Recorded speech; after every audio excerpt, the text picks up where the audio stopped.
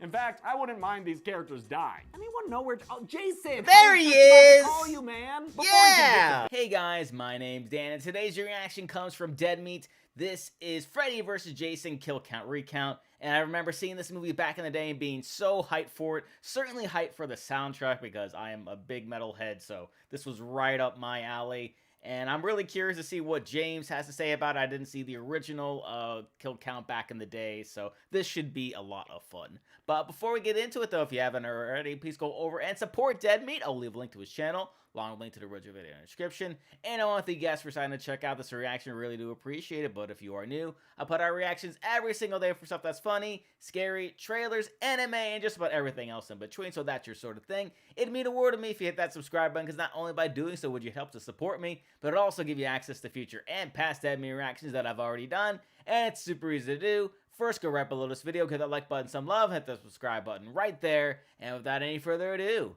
let go. Welcome to the Kill Count, where we tally up the victims in all our favorite horror movies. Take that shirt. I'm James A. Janice, and Hey, today James. we're looking at Freddy vs. Jason, released in 2003. In our modern age of crossovers and shared universes, it's difficult to overstate how cool it is this movie got made. Sure, the Universal monsters had hung out with each other, but that was half a century prior. In 2003, dream matchups between iconic characters were still mostly relegated to comic books. This was a big-budget showdown between the Dream Demon of Springwood and the hockey-masked Machete Man from Crystal Lake. It was an event so monumental, they held a weighing in at the Vegas Bally's a month before the premiere.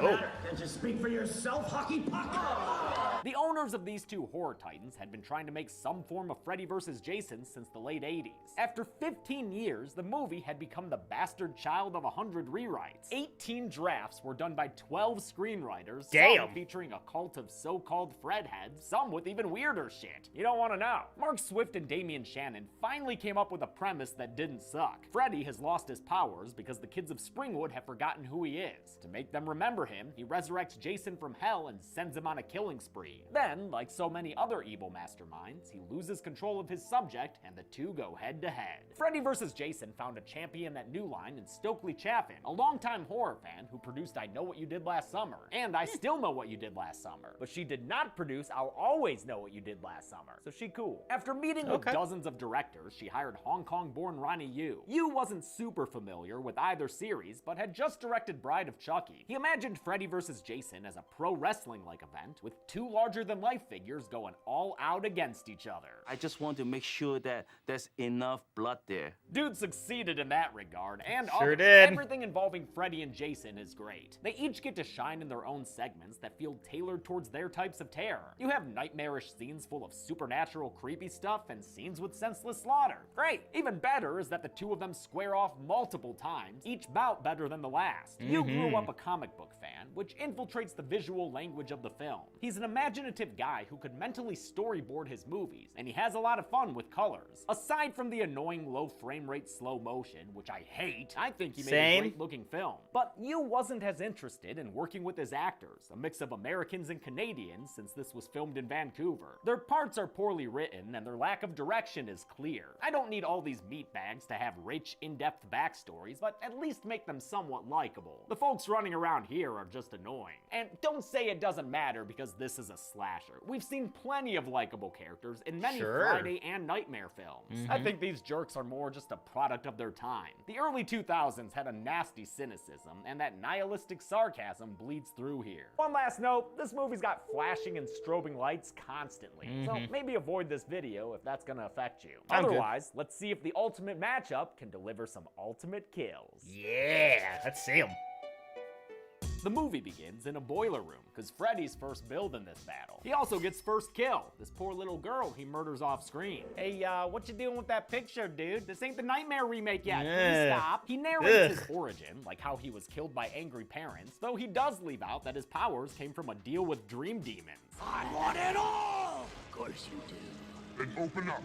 and you shall be Forever. Why wouldn't you mention that, Fred? Freddy's become powerless because kids have forgotten him, and to make them remember, he's gonna wake Jason up from hell. Best way to do that is with a whole lot of naked lady flesh, provided here by Odessa Monroe. This very same year, she flashed her boobs on a motorcycle in Final Destination 2. Damn. Here for her boobs. The maniacal mammary plan works, and Jason chases Heather into the woods before killing her with a machete stab that pins her to the tree. And Heather, you only count as one kill. Don't try that face morphing thing to inflate the stats. Yes, I'm counting Heather, even though she's a dream, just like Jason's mom is a dream. It's Pamela Voorhees, played by Paula Shaw. Betsy Palmer was offered the role, but said the dialogue sucked too much. You promised me you'd kill all those people. I'm an actress, for God's sake. Don't give me some dumb line like that. Pamela directs Jason to get up and kill the kids of Elm Street. Fair enough. Really help a mother out. And by mother, I mean Freddy. Playing Freddy Krueger for his 8th feature film was Robert Englund, of course, the man synonymous with the character. Notice who gets top billing. And honestly, who wouldn't want Englund hanging around? It's hard to get your motivation when he's being so nice all the time. Came to Jason, Kane Hodder seemed equally obvious to Friday fans and Sean S. Cunningham. But New Line kept Cunningham distant from the project, in part because of Jason X's failure. Hodder also suffered from association with his Friday films, which were usually regarded as pretty bad. Additionally, director Ronnie Yu said he wanted his Jason to have expressive eyes. Whereas Freddy was pure evil, the audience could get emotionally invested in Jason. So maybe Hodder's rage-filled murder machine that sometimes veered into humor didn't appeal to the director. I've heard people blame Yu, while he and others blame nameless studio execs. The decision not to use Kane Hodder really had nothing to do with Ronnie. But at the end of the day, I just feel bad that Hodder didn't get to be a part of this moment, Agreed. especially after publicly advocating for the crossover for years. I really wish I had been able to do it. Instead of Hodder, Jason was sucks. played by 6'5" Canadian Ken Kersinger, a stunt coordinator in his own right and occasionally an actor. We saw him as Palm Mutant in Wrong Turn 2. Kersinger had played a New York cook manhandled by Jason in Takes Manhattan, where he also doubled for Hodder as Jason in 2 shots, getting hit by a car, and I think when they did the third rail bit in the subway tunnel. While I don't Okay. like this Jason sad droopy eye, I think Kersinger does well reinventing the character. I Gone agree. is Hodder's heavy chest breathing and moving his head before his body. This Jason would be new, and to prove it, you gave him a new hockey mask. This one's browner, has cheek chevrons again, and is free of the Chris Higgins axe mark. Jason heads to Elm Street and the most famous house on the block, inside of which a bunch of teens are drinking, smoking, and lasciviating. Lori, who lives here, is trying to ignore this Blake bloke. You know about feng shui? She doesn't get help from her friend Kia, played by Kelly Rowland during Destiny's Child's 3-year hiatus. Blake was brought here by his bro Trey, the super douchey boyfriend to Lori's friend Gib. Whoa, babe. Tell you about kissing me after you smoked, huh? Babe, make me ask you twice. Babe, you know I don't like to be touched after, okay? Babe, no touchy. Jason appears in the bedroom and kills Trey by stabbing him about 10 times with a machete. Impressively, Trey holds on to his beer the whole time. Good job, Trey. Yeah, Oh, dude. spoke too soon. Nope. Babe, you know I can only sleep when I'm shaped like a V. The kids run screaming until they find the police. The older cops recognize the Freddy Krueger house and try to keep his name under wraps. They fail and Lori overhears them, then repeats the name to herself as she falls asleep at the police station. That's basically an express pass to Nightmareville, USA. Population, a bunch of creepy kids on missing child posters, and one little girl who ain't got no eyes. Little eyeless Annie orders Lori to tell everyone about Fred Krueger, and to help her remember his name, here's a song.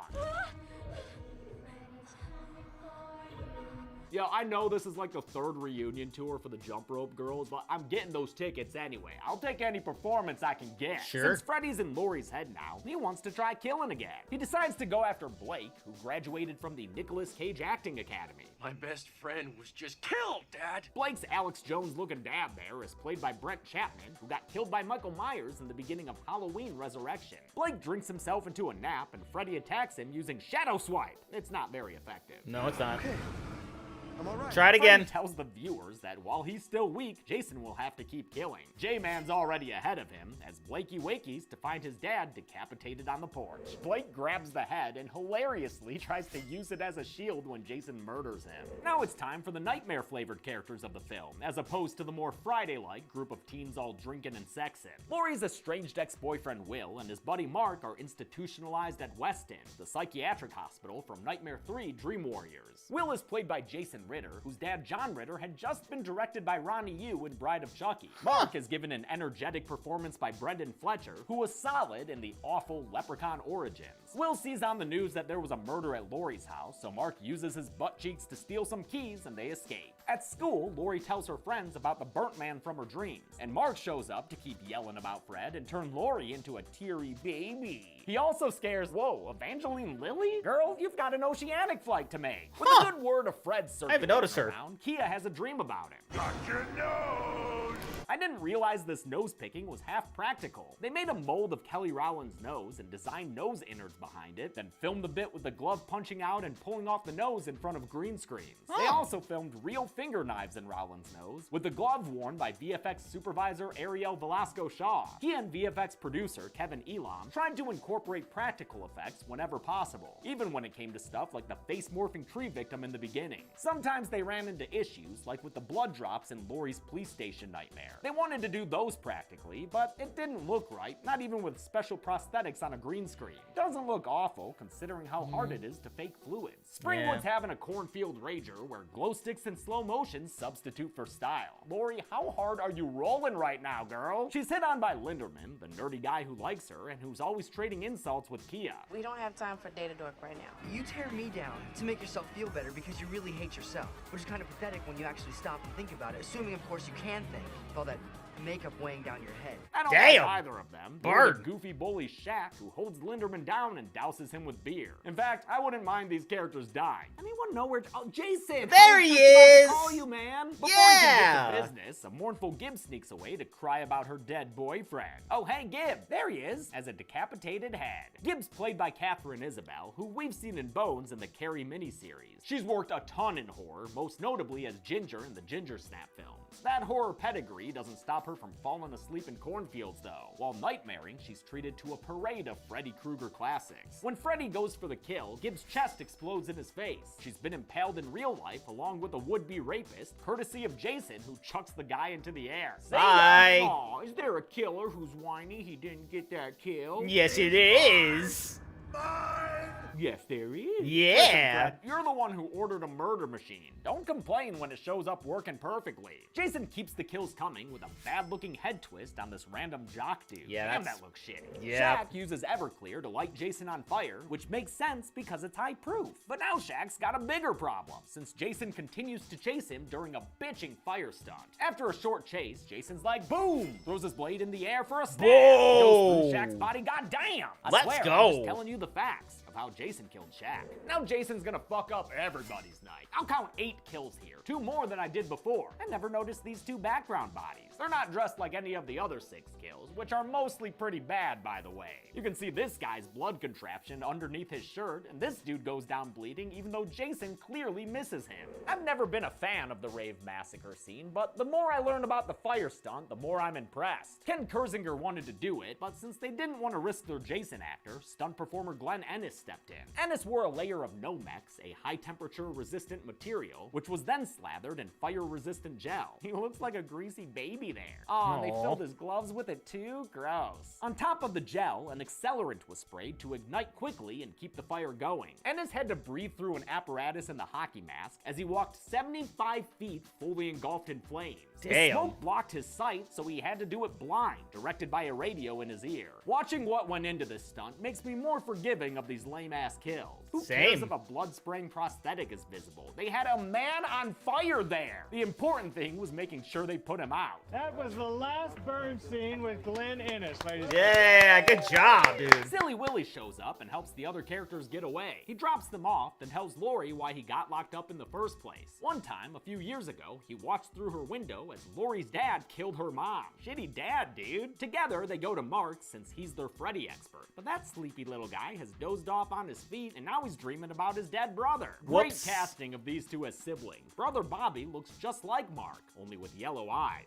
So help me God, yellow eyes! I'll put Bobby on the count now since we see him in his disturbing death state, murdered by Fred Krueger but deemed a suicide. Mark gets attacked in a nightmare-style scene that ends far too quickly. We all know Freddy does great work in the bathroom. Will and Laurie get there just in time to watch Mark get murdered in his sleep. Krueger sends him out with a message and a branding that kinda looks like like the Fight Club soap, IMO. There's a summit of awful characters in the basement of Stoner Freeberg, who should probably be out looking for his missing Silent Bob. And screw that clown. Now that big-ass motherfucker back at the cornfield. All right, that's who we should be afraid of. Tell me who the fuck that was. They're joined by Deputy Stubbs, a newbie to Springwood, who's been kept in the dark about Fred Krueger by his boss, Sheriff Williams. Williams is played by Gary Chalk, another beacon of light in the inky black turd of Leprechaun origins. Stubbs is played by Lachlan Monroe, now known for Riverdale, but to me, he'll always be the Ryan Phillippe knockoff in Scary Movie. Agreed! Stubbs has learned about Jason Voorhees and tells the others his backstory. Big Brain Will puts the pieces together real fast. I mean, what if Freddy brought Jason back? Because he was too weak to go after us on his own, so he used Jason. Shit, dude, you nailed it. That is Sure this did. movie's plot. Yeah. This scene is all plot stuff with the clunkiest of dialogue. Freddy died by fire, Jason by water. How can we use that? This wasn't part of the original script written by Mark Swift and Damian Shannon, but that thing was 130 pages long and would have run an estimated 2.5 hours. To Damn. fix it, director Ronnie Yu brought in writer David S. Goyer, who had written Blade and who would go on to co-write The Dark Knight. He also wrote Demonic Toys. Don't ever forget that, Dave! Goyer condensed the script, giving the movie its enjoyable breakneck pace. Making scenes that were 3 scenes before into one scene, and when you do that, that one scene becomes a lot more dramatic and a lot more interesting. The only downside is exposition dump shortcuts, like this scene and when Freddy freaking talks to the audience. Not strong enough yet.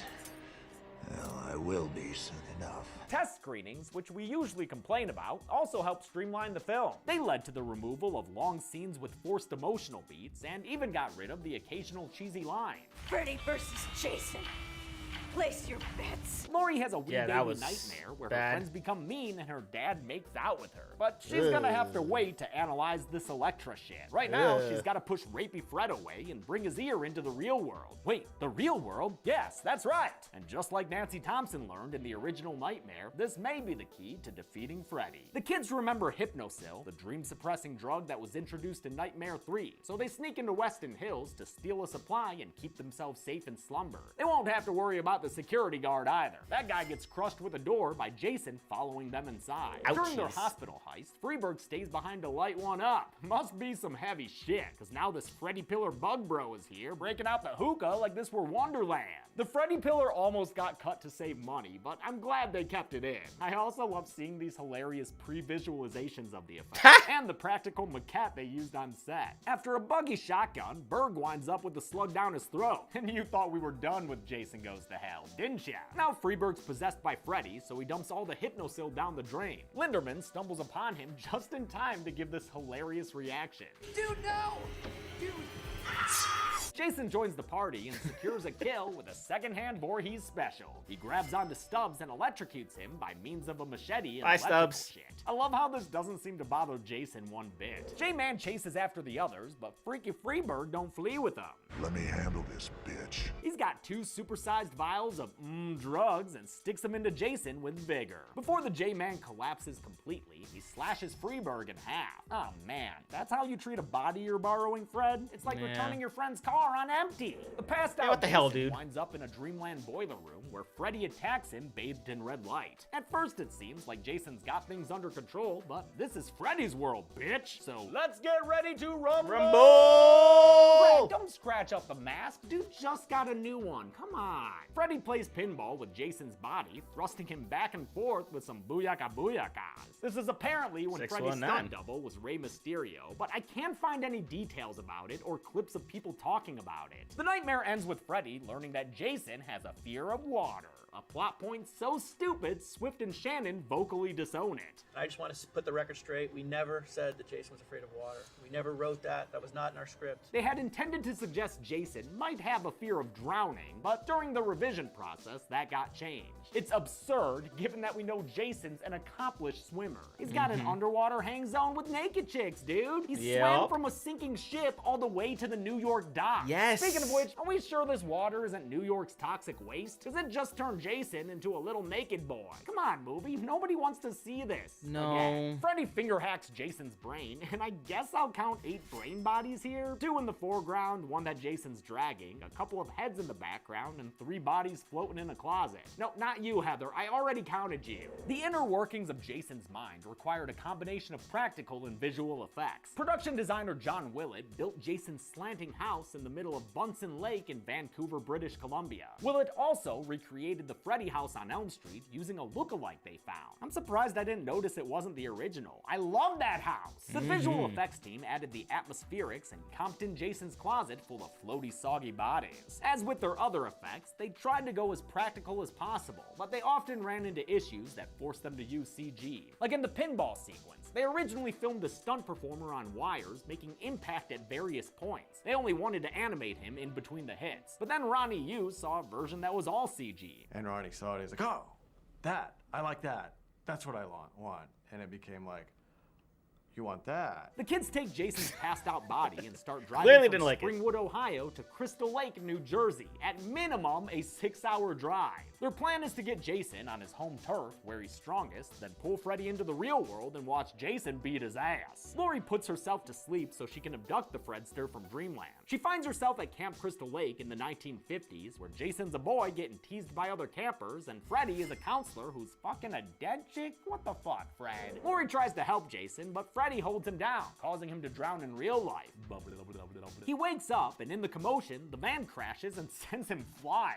Whoops. See ya. Jason disappears from Dreamworld, which pisses off Fred and turns him all sorts of red. I absolutely love this flying Freddy shot, and I dig how nasty his makeup looks here. Really cranks up the guy's evilness. Freddy's demon look was designed by Bill Terazakis, a Canadian makeup artist who worked on tons of horror movies, including Wrong Turn 2 and Final Destination 2. I was hoping to meet Terazakis one day, but while writing the script, I learned that he passed away in June at only 55 years old. Really bummed out about that. Rest in peace, man. His work here is dope. He added a layer of musculature over Freddy's classic look, then gave him sharp teeth and scary contact lenses. Speaking really of good. Freddy's classic look, it was applied by Pat Murray and Margaret Jaworski. The foam latex pieces were airbrushed ahead of time, then stuck on Robert Englund's face, which was covered in an adhesive.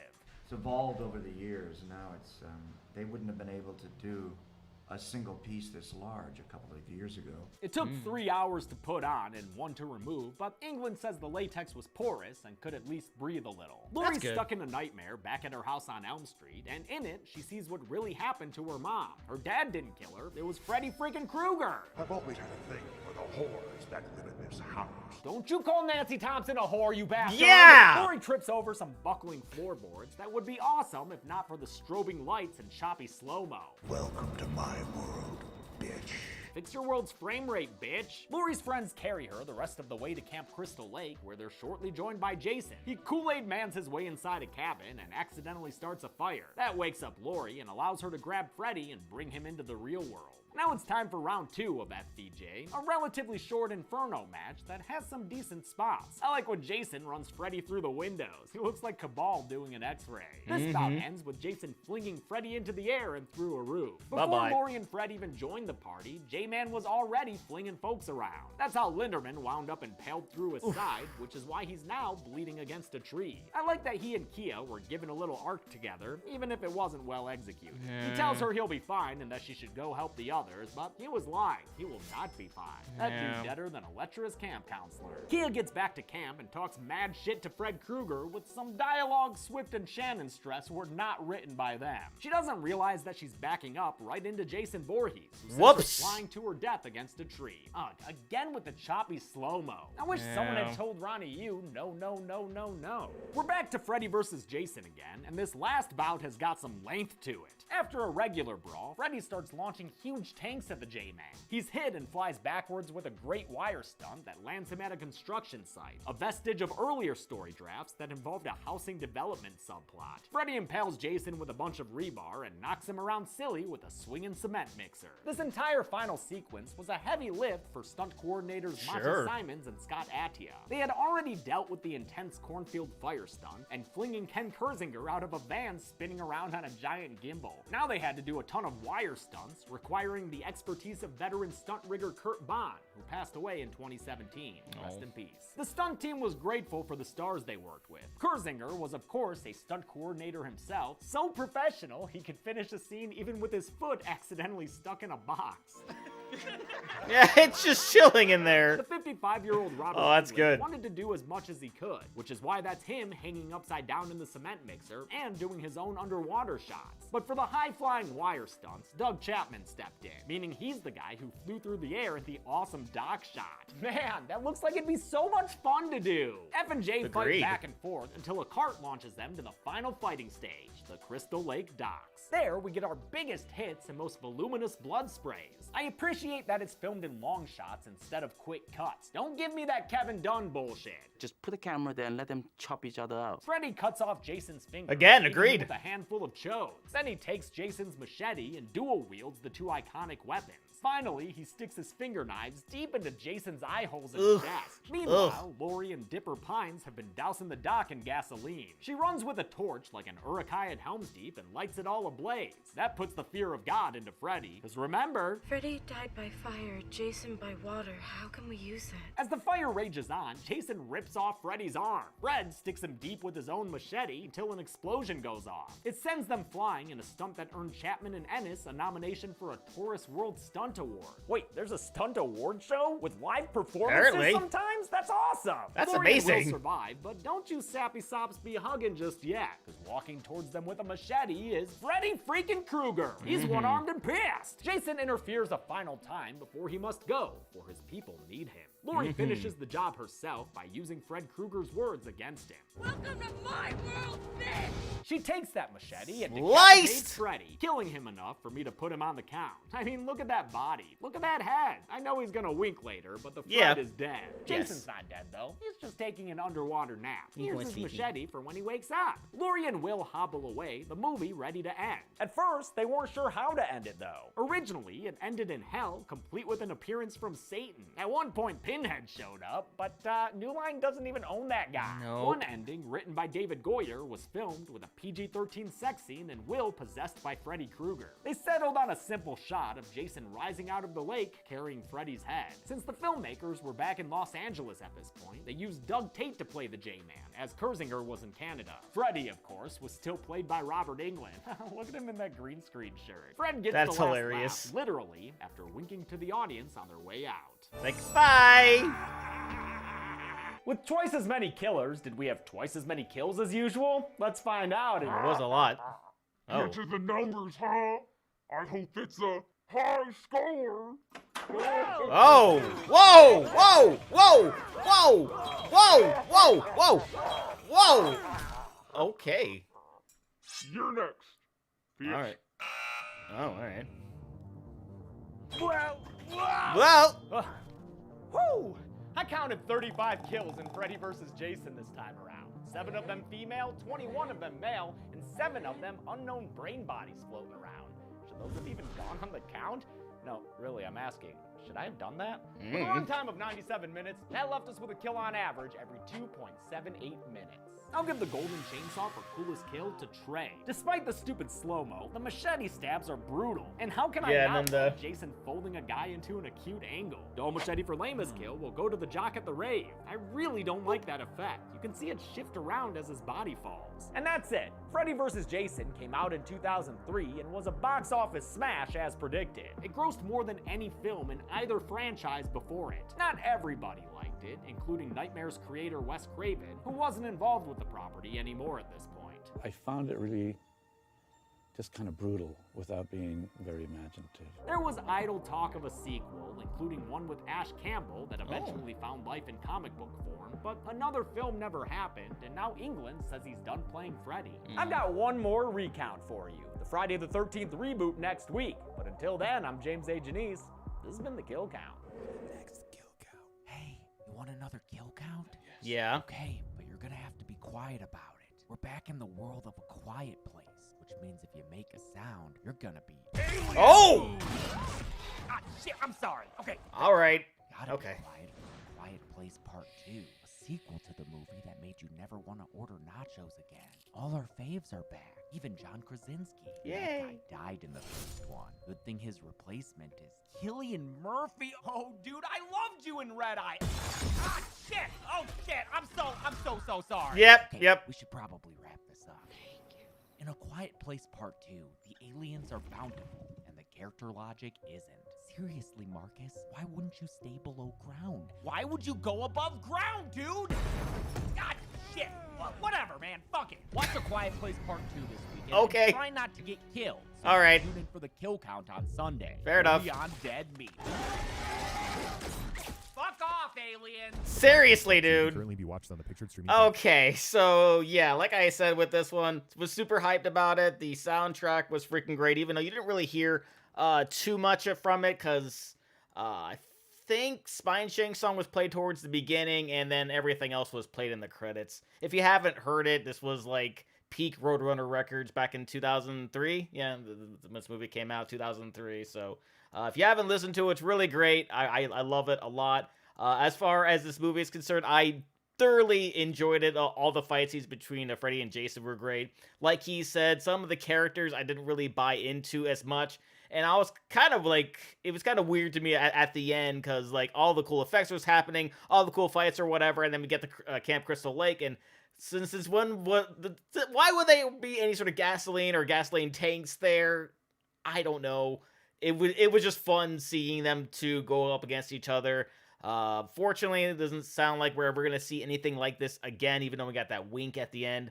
Probably not even going to get a Michael Myers thing at the end. And we do have the last recount for Friday the 13th, which should be fun. It's got some actors that some of you guys may or may not recognize. I know I do. I'll get into that when that happens. And then we're going to get into Quiet Place Part 2, apparently, with the next reaction for that.